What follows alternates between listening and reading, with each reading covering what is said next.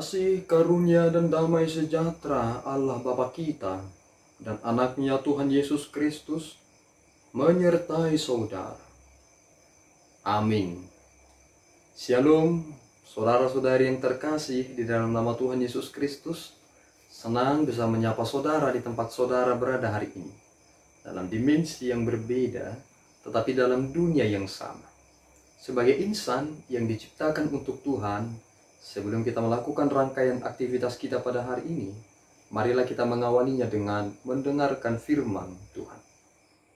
Selamat pagi, renungan kita diambil dari Yesaya 9 ayat 5 yang berbunyi, sebab seorang anak telah lahir untuk kita, seorang putra telah diberikan untuk kita, lambang pemerintahan ada di atas bahunya, dan namanya disebutkan orang, Penasihat ajaib, Allah yang perkasa, Bapa yang kekal, Raja damai. Demikian firman Tuhan di pagi hari ini. Shalom.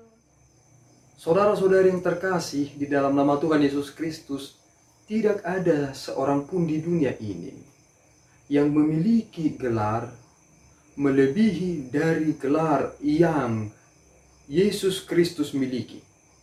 Ia disebut sebagai seorang penasihat ajaib, dia disebut sebagai Raja damai, dan lain sebagainya.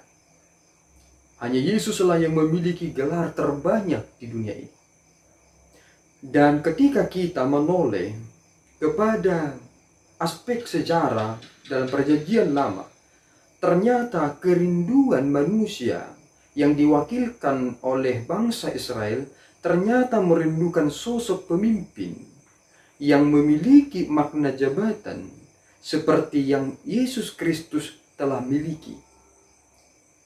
Orang Israel telah melewati perjalanan mereka, bagaimana mereka dipimpin oleh nabi, bagaimana mereka dipimpin oleh raja, dan bagaimana mereka dipimpin oleh imam. Tetapi meskipun mereka telah dipimpin dari antara ketiga hal tersebut, mereka tidak menemukan sosok yang pas dalam kepemimpinan itu. Sehingga rujukan kepada Yesus Kristus adalah konsep tentang ketiga ini yang digenapi dalam pribadi Yesus Kristus sebagai Raja damai. Kedatangan Yesus ke dunia ini ingin menggantikan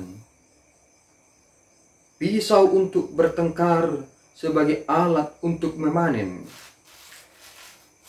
Setiap sepatu yang berderap-derap dan jubah yang berlumuran darah akan menjadi umpan api. Apa yang dipikirkan manusia untuk memperluas wilayahnya dengan cara berperang, mencurahkan darah orang-orang yang dia bunuh, ternyata bukan itu lagi yang dipergunakan dalam konsep kedatangan Kristus, tetapi adalah yang tertinggi, yaitu damai.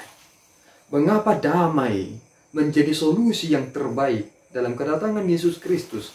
Karena ternyata hanya lewat damailah kita dapat mengerti tentang konsep nubuatan bahwa anak akan memasukkan tangannya ke dalam sarang ular beludak tetapi tidak menggigit tangannya. Hewan yang memakan tumbuh-tumbuhan akan sama-sama memakan rerumputan dengan hewan buas lainnya. Jika kita masih lebih mendahulukan kekerasan dalam dunia ini, itu tidak akan pernah mungkin terjadi. Bagaimana mungkin singa dapat sama-samakan dengan kuda? Bagaimana mungkin seorang anak memasukkan tangannya ke dalam sarang ular tetapi tidak mematuknya? Jika tidak ada kedamaian sama seperti yang dibawa oleh Kristus, maka hal itu tidak akan pernah tercapai. Inilah yang dilihat oleh Yesaya. Dan penggenapannya ratusan tahun kemudian. Lihatlah betapa jauhnya penglihatan itu, nubuatan itu. Tetapi Tuhan telah mendahului segala sesuatunya. Bahkan keselamatan kita telah dirancangkan oleh Tuhan karena kita berharga di matanya, sehingga Tuhan tidak mau kita menjadi orang-orang yang menjadi bagian sang maut itu, tetapi Tuhan mengambil kita dan menjadikan kita sebagai anak-anaknya. Mari mensyukuri ini dan tetaplah berpengharapan kepada Tuhan. Amin, kita berdoa.